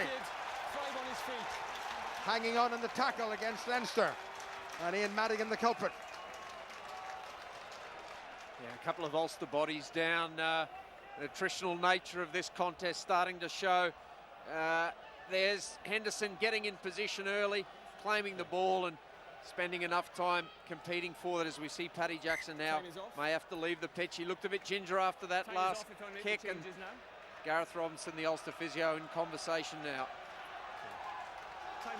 Well, it looks as if Paddy Jackson is going to follow his international colleague, albeit a more distinguished colleague, Brian O'Driscoll, and going off, and James McKinney is going to be coming on for Ulster. And Ulster have another 2 replacements waiting to come on, Dan Toohey and Luke Marshall, both internationals. So James McKinney, heading back to Rotherham at the end of the season, comes on, and the man who's got all 9 of Ulster's points, Paddy Jackson, leaves the field. What a difference that may make, we will have to find out. Mind you, if McKinney plays as well as he did last week, Ryan, Ulster shouldn't worry. Yeah, well, Paddy Jackson 3 from 3 from the kicks, and McKinney was 100% down in Munster as well. And of course, there's Ruan Pinar available for those long-range ones at the minute, and it's Ulster will be feeling the more comfortable of the two. 9-point margin separating the teams, and Leinster just unable to get a purchase into this game. Haven't seen that high-tempo ball-carrying style of theirs bring the dividends they're used to on the big occasion. Luke Marshall is coming on to take up his more familiar position of inside centre. And Darren Cave goes off, so Luke Marshall wearing number 23 is on. James McKinney 22 is on for Ulster. Dan Toohey, is he on the field? No, not just yet. And Pinar kicks for the corner, and he hasn't found it. Well, that perfect touch by Pinar hasn't been seen. Dyack back inside to Craig Gilroy. Little chip by Gilroy, the wind is holding it up, and he jumps and he gathers, and it's knocked backward. This could go anywhere. Ulster knocked it forward, referee playing advantage to Leinster, who by no means out of this game as we come up to the end of the 3rd quarter. Oh, Chris Henry missed the tackle, and Madigan's got away. Muller missed it again. Here comes McFadden. Leinster now tails up, no O'Driscoll, but they're playing like men possessed. Good transfer. Leinster up to Ulster's 22. Madigan, Mike Ross. Again, the first tackle is not clean by Ulster. Well, the RDS in full voice now behind their men. Set up by Jennings. Well taken by Callum Black, but he was offside. So what do Leinster do? I'm pretty sure, Brian, they'll go for the post. They must go for the post. Yeah, absolutely. Plenty of time left. 25 minutes. You kick your points. Takes it within 6. And the first time we've seen them in this second half really get that momentum that they're used to. Excellent footwork here. Comes off the right and then has the pace to go outside. Muller again. As Ulster retreat defensively, they start to flood those channels, and it's only desperate Ulster defence that denies them anything more than the penalty and shot for goal. That's the captain. Well set up by Shane Jennings, and well, Callum Black thought that was out, but he maybe was in an offside position. Did I mention that Sean O'Brien was on the field wearing number 20 for Leinster? Dan Toohey still to come on, and this is Jimmy Gopperth to give Leinster their first points of the evening. Little low chip, no mistake by Jimmy Gopperth, who is now past the 150 points mark in his first season in the league for Leinster, and we're back to a 6-point game. It's Leinster 3 and Ulster 9, and we've still 22 minutes to go. Yeah, and Leinster will be aware with all the experience in their team, 6-point margin and 20-odd minutes left on the clock. No need to panic. They just need to go through their phases, try and impose their pattern of play on Ulster, who are the ones who have done it to this point, as we see the introduction of Dan Toohey. Johan Muller, Ulster's skipper, has left the field. Here's Leinster's skipper, Jamie Heaslip. Tackled initially by Andrew Trimble. Owen Redden, Sean Cronin mustn't be allowed to run. If you stand off him, he's got a great eye for a gap, like an inside centre. Charged on by Pinar. Can he do it again? Pinar. Oh, he's not going to make it. And away goes McFadden. Now Ulster really sleeping a little bit there. There was nobody backing Pinar up. That could very well have been an Ulster try. Carney. Little chip into space, cleverly done. And it's gone into touch, has it? Yes, it has, or he's gone into touch. Heart-stopping stuff, Brian. This is going to be an amazing last quarter. Yeah, Ruan Pinar, we've seen him do it so many times. He gets a flyer and he just gets his hand, and then it's just the bounce of the ball, and it just took the left break there, unfortunately, out of Pinar's reach, and some clever work by McFadden to establish field position and allow an opportunity to clear. But it's still Ulster on attack. Leinster in a familiar position, defending in their own 22, and Ulster looking to bring one of their training paddock moves, strike move, out of the bag. Referee, I don't think is happy with the space at the line-out. There needs to be a metre between the respective lines, and he's still not happy. I think he's telling Leinster to move back. Rory Best for Ulster. Great take by Henderson yet again. Leinster driving forward. Ulster have it tucked in there somewhere. And now they do a bit of counter-driving. The referee has said if it stops, you'll have to move it. Pinar to James McKinney. Had a little show inside him for Tommy Bowe. Is Pinar. Holding the man off. Ulster doing a little bit of jersey pulling there at the breakdown. How many times is that Ulster have given away possession either through mistake or penalty in such a good position? That's bad discipline really, Brian, isn't it? Yeah, they seem to be clamping down on this, the referees, in taking the player out past the breakdown area. That would have been a fairly innocuous thing that happened at just about every breakdown. But there's obviously an edict being sent down to the referees to prevent that from happening. Tommy Bowe was holding Shane Jennings, I have a feeling. Look, I spoke to Johan twice in the first half, but holding men off the ball, you leave me no option. If I see it, I'm dealing with it. Rory Best has taken over the Ulster captaincy, and Andrew Warwick, wearing number 17, has come on. And he's going to play tight head because Callum Black is still there, but it's Leinster's ball. Well taken by Heaslip. Gopperth, Madigan in the middle of the park. Good tackle by Luke Marshall. Redden back inside. Gone loose. Play on, says the referee. Ulster stop. Redden again.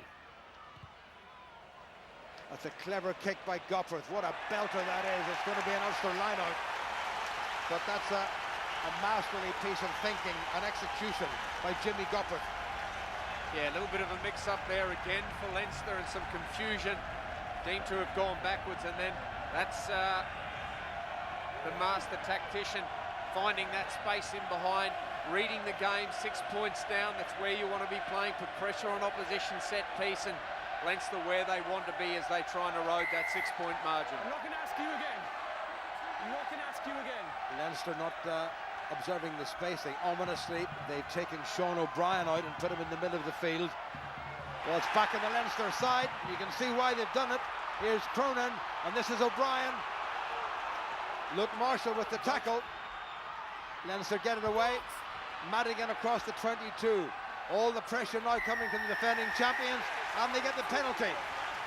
And Ulster might have a man going to the bin here. The referees told them about the breakdown. I'm not sure who the infringer was. It might have been Dan Toohey. Still in the mark here, it's on the 22. And he's going to have another word with Rory Best. Look, you've got to get your tackler away quicker because your jackler is getting an advantage. It's the second time, quick succession. Just have a chat. Well, 9-0 up, now 9-3, and every prospect of it being 9-6. Ulster seem to have just fallen off the pace a bit, or have Leinster racked up the intensity? They certainly see the tempo increase from Leinster, and they're now controlling where the game is being played. And they have the experience to know they don't need to panic. They set up field position. Crucial now for Ulster that they keep their discipline, particularly around the breakdown area, because Jimmy Gopperth well capable of kicking penalties within that 40-metre radius. Leighton Hodges just emphasising that the penalty was for not rolling away at the breakdown. So Jimmy Gufford, who about 6 minutes ago closed the gap to 6 points. This to close the gap to 3, and still plenty of time for Leinster to close it even further. Here's Gufford. No mistake again, leisurely swing. And there's only 3 points between them.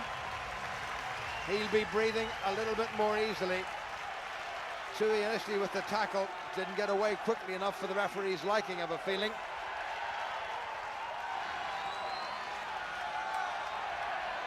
Jack McGrath is on for Leinster.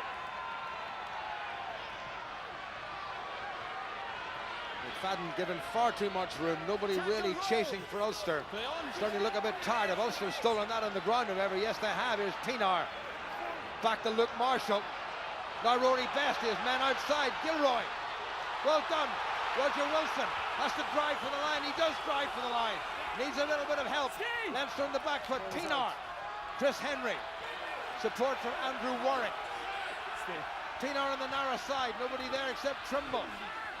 Back foot glue. Referee and the touch judge having a good look. Trimble stayed in field. Chris Henry into Leo Cullen. Good ground by Henry. Good low body position. Now Henderson. Good leg drive by Henderson. James McKinney.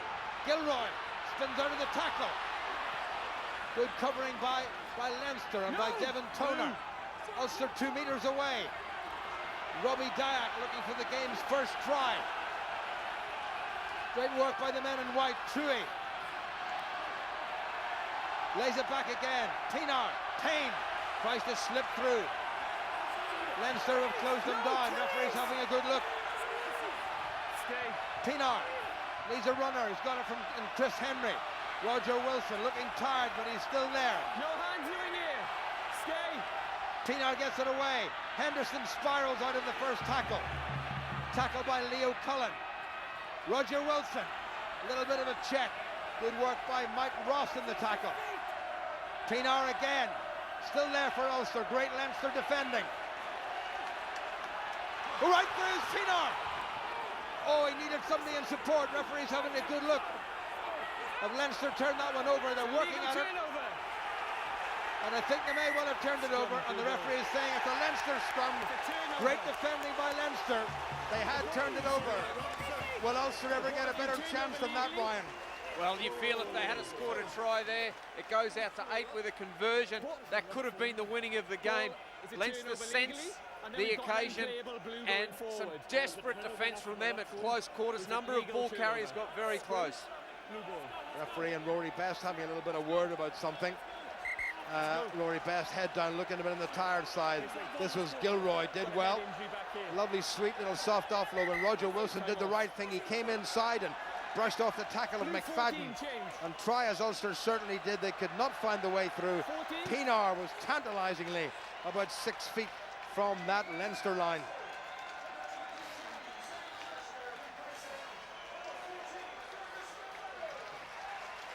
Zane Kirshner, the Springbok, has come on for Fergus McFadden, who I think got himself injured in the tackle on Roger Wilson.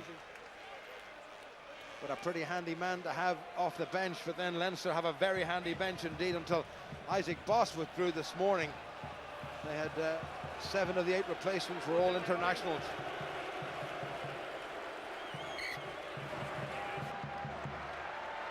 About 14 minutes remaining and 3 points between them. If Ulster can stay here for the remainder of this game, they'll be more than happy. But it's a Leinster scrummage.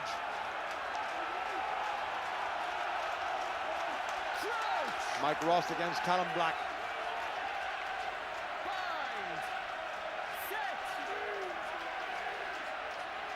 Redden with the tap and then the feed. Good squeeze by Ulster on the Leinster scrum. What's a great Ulster scrum, the best of the evening, and the referee has penalised Ulster.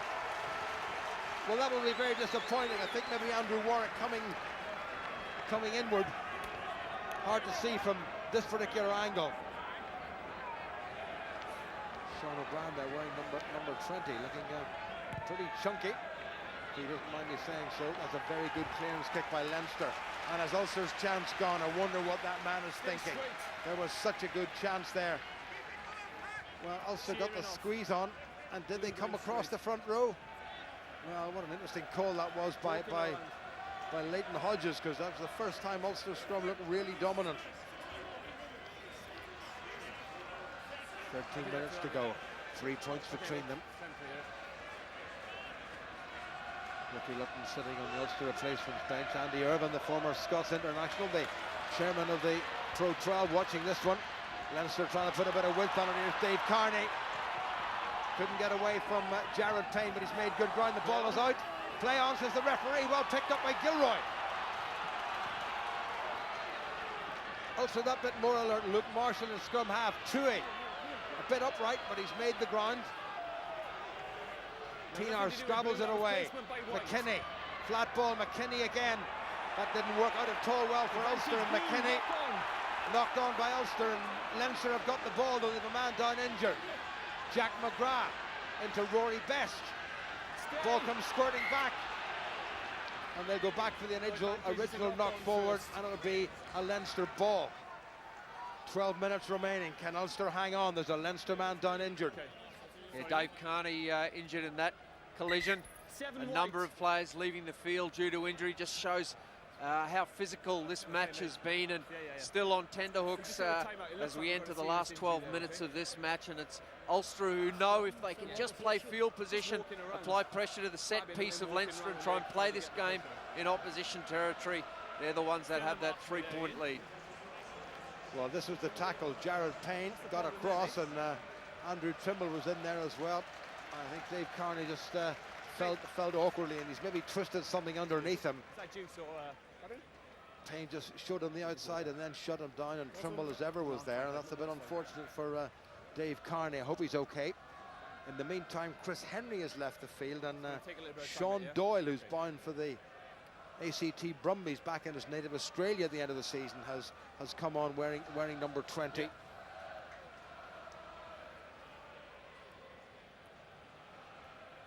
Scrum time, just make sure you hold alive, the strains of ringing round the RDS here. Haven't heard any word of stand up for the Ulstermen yet, but if it stays like this come the 80 minutes, they'll certainly hear it.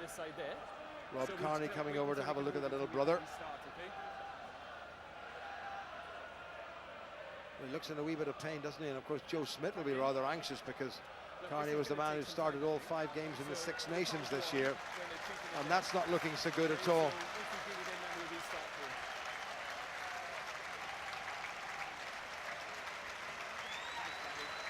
So off goes Carney, and the only other back replacement that Leinster have is this fella coming on, the former under-20 skipper and scrum half, Luke McGrath. So where will he go? That's the interesting question. Will he go to full back, or will he play on the wing? Dave Carney's gone off, and Luke McGrath, wearing number 21, has come on. Here we see Brian O'Driscoll disconsolately looking on at his Leinster teammates, hoping they can pull something out of the bag in this last 12 minutes to get them across the line. 2 weeks of recovery then before the final, and I'm sure Glasgow are watching this match and seeing how attritional it is, knowing that they're facing either one of these teams in that grand final in 2 weeks. The Glasgow coach, Wigger Townsend, was keeping his fingers crossed for an Ulster win, because that would mean that Ulster would have to travel to Glasgow. Where exactly the final would be is still up in the air. But if Leinster win this one, Glasgow will have to come here to the RDS. The clock resumes. 11 minutes remaining. Free kick against Ulster for early engagement. Silly free kick to give away, if indeed that was the case. Did Leinster just ease off a little bit? And they've called for the scrummage again, because kicking into touch from a free kick would give Ulster the line out. And that allows time to tick away a little bit more. Under 11 minutes to go. Yeah, no, they feel they're doing pretty well at scrum time. It ties in 9 of the opposition, including the halfback in that small area. So it gives them plenty of attacking options. They'll difficult to bring one of their strike moves to bear on this, because they've got so many players playing out of position. So that hampers that option. And it goes to the scrum. Pinar told to stay back. Good squeeze by Leinster, looking for the penalty from this scrum, and they may well get it, and they have got it. The referee's playing advantage. Back inside to Madigan. Tackled by Sean Doyle. Ball has gone loose and they will come back for the penalty. And Ulster's flaky scrum has cost them. Yeah, initially it looked as though Ulster were the team that got the shove on and that, and then the referee saying that White stood up. It was Leinster who maintained their body position and kept driving forward, and eventually, after a number of metres, awarding the penalty for Leinster, who now get the opportunity to put this ball deep into Ulster territory. 3 points they'd probably take at this stage to even it up. Kicking for distance just outside the 22. Well, Jimmy Gopworth had a really good, Rory Baskin popping up there. Jimmy Gopworth had a really good look at the Ulster post, but decided to go for position. And it is going to be a Leinster line-out. That was a good tackle by Doyle and McKinney, but the penalty had already been given. Here's Cronin. He's got to get this one right, and he's got them pretty right all the way through the afternoon or the evening here in Dublin. Toner. Heaslip. Oh, he's been given too much room. Ulster didn't close him down quickly enough. Away quickly. This is Gopworth. Slips it to Darcy. Well tackled by Jared Payne, who's hanging on. Back in the Leinster side, Leo Cullen. Good tackle by Luke Marshall. Took the big fellow off at the ankles. Owen Redden. Jack McGrath. Quicker ball now for Leinster. This could be dangerous. Little flat pass. Madigan's right through. Madigan's going to get the winning try for Leinster. Ulster's midfield defence exposed right at the death, and I've a feeling that Leinster have won this game in the most dramatic and 11th hour of fashions.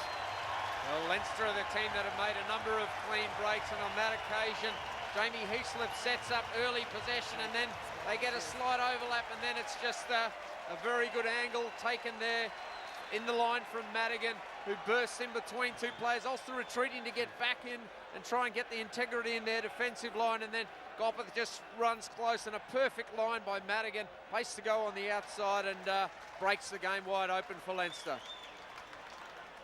And Leinster, with 8 minutes remaining, have gone into the lead for the very first time in this game.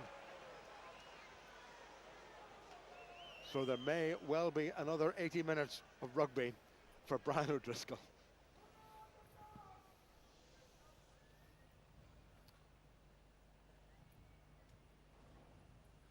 Gopworth with 2 penalties in the second half.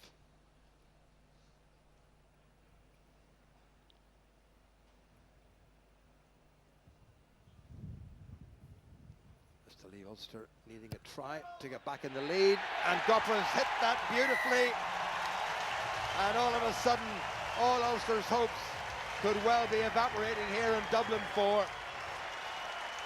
Nice little pass.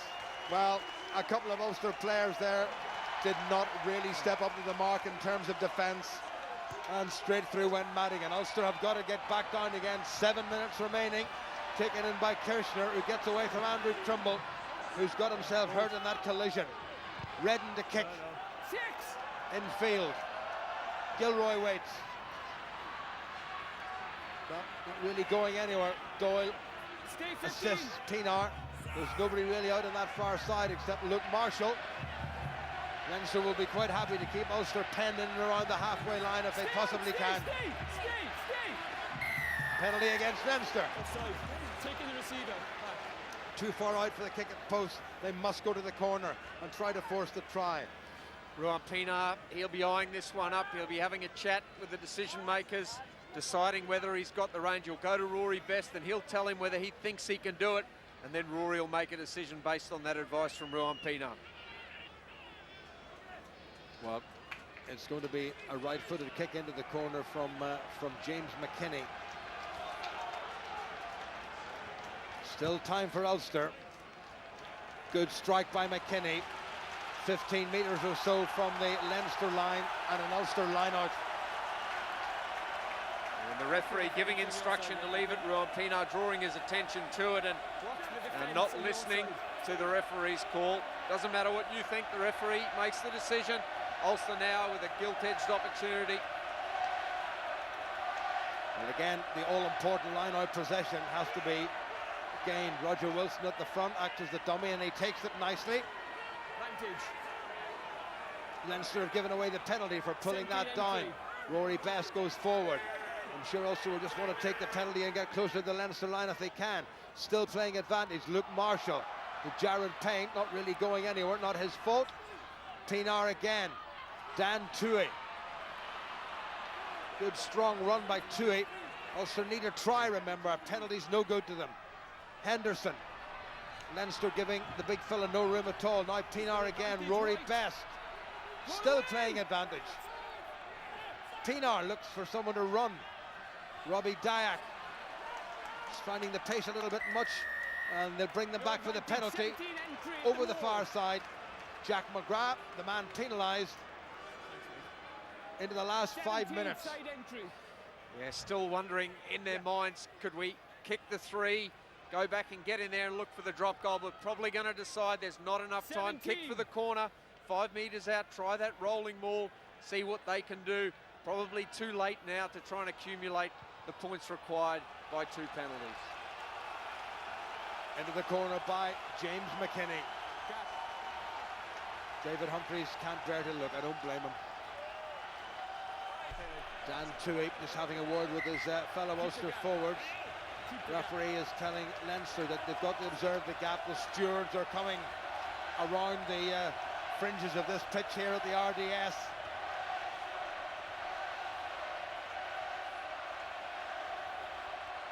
Just over 3 minutes remaining. Good take at the front by Henderson, but that will suit Leinster. The ball has been called, and Ulster will have to play it. Now they're driving forward. Pinar at the back of all of that. Ulster still moving forward. 10 metres to go, maybe less than. Referee's telling him to use it. Pinar now gives it to Marshall. Look forward. Marshall has to try to get it round, and he has got it round. Now Pinar. Robbie Dyack. Good bruising run by Dyack. Ulster within touching distance of the Leinster line. Pinar. Henderson. No hands. Good defence. Stay. Use it. Ulster need it away much more quickly. Now they have it. Jared Payne. Great tackle by Sean Cronin. Ulster drive in. Leinster fans claiming a penalty. Tommy Bowe. There's the line. No. Pinar again. Robbie Dyack. If anybody deserves a try, it might just be Dyack. And he's laid it back. Still there. Sean Doyle. He's made good ground. Cronin not getting away. Referee has a good look at it. Luke Marshall's very close yet again. Now Pinar. Gets it to Tui. Well tackled. Leinster defence is pretty magnificent. Pinar. This is out best. Jared Payne nearly slips away. That's how close they are. An arm's length. And it's knocked forward by Ulster. And it's going to be a Leinster scrum. Is that the final throw of the dice for Mark Anscombe's men? Jared Payne saying, you must go upstairs and have a look at something, I think. Referee says to him, be careful. Yeah, he's probably claiming that he may have been close enough to that line. We'll get a quick look here to see if there's certainly not on that. Seeing if there's any interference. It does look like there was a knock on there, and Ulster throwing everything at it in this last 5 minutes, and some resolute Leinster defenders. 3 or 4 men have already left the pitch through injury in the collisions, and putting their bodies on the line, knowing that they have to protect that try line with a 4-point margin. There was a contest for the ball, and Nines knocked it forward, as clear as that. Well, Leighton Hodge is telling Rory Best that there was a contest for the ball and Jared Payne knocked it forward, and that's the end of the matter. No further debate. The clock has stopped with just under 2 minutes to go. Payne got past the first tackle, and did he knock it forward, or did the Leinster hands scrape it back? Hard call.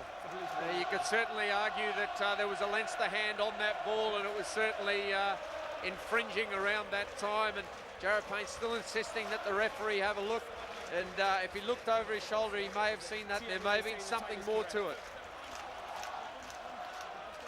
Well, there's a Leinster player down injured. There were a lot of Leinster players down injured, and one hopes if they do go on to win this game, they'll be able to field a half-decent side in a fortnight's time here at the RDS, because that's where the final will be played for the 2nd year in a row. should Leinster hang on to this lead. Leinster 13, Ulster 9. Ulster need a try, not a converted try, just a try, but they haven't got the ball. Yeah, well, interesting, and given the field position and the time left on the clock, difficult to see Leinster going through enough phases to soak up the 2 minutes left on the clock. If they kick, they then turn over possession to Ulster and give them one more opportunity. So Matt O'Connor's deciding what he wants his team to do. That'll be communicated, and it'll be one of two: an exit out of their half through a kick, or go through the phases and try and wind down the clock. Maybe one more game for the world's most capped rugby player of all time, Brian O'Driscoll. And I think Sean Cronin is going off, and they're going to bring on Aaron Dundon to replace him. So Aaron Dundon, number 16, is going to come on. So Leinster with another front row change for the most crucial scrum of this game, and certainly for Ulster and Leinster, the most crucial scrum of the season. The clock will start. It has started. A minute and a half to go. Leinster in no rush to get the ball in. Ulster have to keep it up because they don't want to restart. That's a good Leinster scrum. Is there an Ulster squeeze? And the answer is no, there's not. Good work by Leinster at the set piece, and that may well be the winning of this game. What a good piece of scrummaging. Leinster have got the penalty, and away they come. They've decided to run it, and they've hoofed it down the park. The advantage is now over, and Tommy Bowe goes all the way back. Backwards and taken in. Taken in. Now to Trimble. Needs a bit of help. Jared Payne is there. Here comes Payne. Even Payne hasn't got the pace to go all the way. Into the final minute of this game. And Leinster's set piece, which started off the game, has probably won them the game here right at the end. Luke Marshall. Ulster can't afford to kick away the ball. They have to keep it and press and press. Robbie Dyack. Ulster player down injured. It's Roger Wilson. Pienaar. Rory Best. Jack McGrath affects the tackle. Pienaar. McKinney. Marshall. Thought about giving it to McKinney again. Still there. 20 seconds remaining. Dan Toohey made a decent bit of ground, but Ulster still inside their own half by some distance. Pienaar wide to Dyack. Hasn't got the pace to go round. Sean O'Brien. Sean Doyle gets into Leinster's half. We are about to go into the red zone. That looks forward. Callum Black does take it forward. Neil Patterson, the touch judge, didn't indicate. Still there for Ulster. McKinney. Luke Marshall. Tries to slip outside Leo Cullen. No joy there. Pienaar had a little glance. What's he going to do? He's going to give it to Andrew Warwick, who knocks it forward. And that's going to be game over. Knocked forward by Ulster right at the end. And the referee should be about to blow his whistle to indicate that for the second year in a row, Leinster have made the Pro12 final. But my word, they left it very late. And Ulster had their chance at the death to try to turn something over. And we will see, one hopes, another 80 minutes of rugby from Brian O'Driscoll. What a great semi-final. Ulster had their chances, Ryan. But at the end, Leinster took the one chance presented to them, and they took it, and it was a winning chance. Yeah, Ulster dominated that first half. They went in with that 6-point margin at halftime. They built on it when they first come out, but in the end, it was just a very cleverly crafted try from Leinster. They made opportunities in the first half, but didn't finish it. They made the most of them in the second half, and a brave performance from Ulster away from home, but Leinster take the victory. Well, two great warriors say goodbye to each other. Johan Muller, who is going back to farm in South Africa. Leo Cullen, who's taking up a coaching job with Leinster, the man who led Leinster to 3 Heineken Cup finals. Bit of a smile on his face, Brian O'Driscoll. There's still a wee bit left in the great man. I have a feeling they will have to do it all again in a fortnight's time here at the RDS against Glasgow. Well, it was a gallant effort by Ulster, but in the end, it wasn't enough. And Leinster have won this semi-final here on home turf. Final score, Leinster 13 and Ulster 9.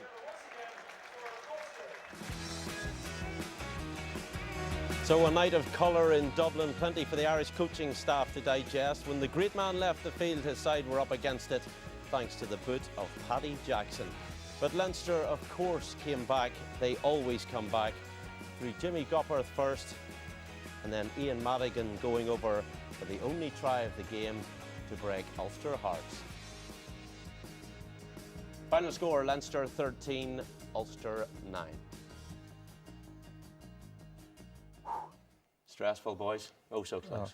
Oh, very much so. Absolutely disappointed, to be honest. I was sitting here on the edge of my seat, and I'm gutted for the Ulster boys. I think they put it in, but listen, we can't afford to miss tackles at that stage when we did, and it cost us the game. You know, these guys that are here, they just fell off certain things at the wrong times, unfortunately. But credit to Leinster. Listen, Leinster turned up, played a good second half there, and took their opportunities when they came along. And Madigan comes up with a moment of magic. Yeah, again, unfortunately, when Paddy Jackson went off, you know, James McKinney, while put a very good performance a couple of times he's played for us this season, he's just not at that level yet, and unfortunately he was guilty of ball watching.